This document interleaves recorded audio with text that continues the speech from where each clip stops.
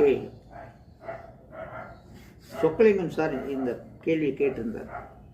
25% போட்டோம். 0.5%, 5%, 0.05%, 25%, இந்த மாதிரி 4 ஆப்ஷன்ஸ் கொடுத்துருந்தோம். ரூட்டு எதனுடையதாக இருந்தாலும் சரியப்பா, இந்த சிம்பிள் போகணும்னா 100ஆல் டிவைட் பண்ணிடு, முடிஞ்சு போச்சு. இப்போ ரூட் கண்டுபிடிச்சிடலாமா?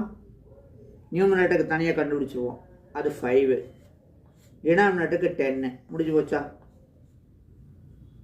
அவ்வளோதான். அப்போ அடித்தோம்னா 1/2. 1/2னா 0.5. பர்சன்டேஜ்னு போடக்கூடாது, அவங்க